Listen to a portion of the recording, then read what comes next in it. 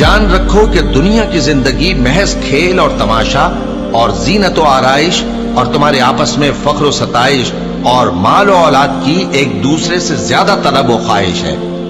اس کی مثال ایسی ہے جیسے بارش کہ اس سے اگنے والی کھیتی کسانوں کو بھری لگتی ہے، پھر وہ کھیتی خوب زور پر آتی ہے، پھر اے دیکھنے والے تو اس کو دیکھتا ہے کہ پک کر زرد پڑ جاتی ہے، پھر چورا چورا ہو جاتی ہے۔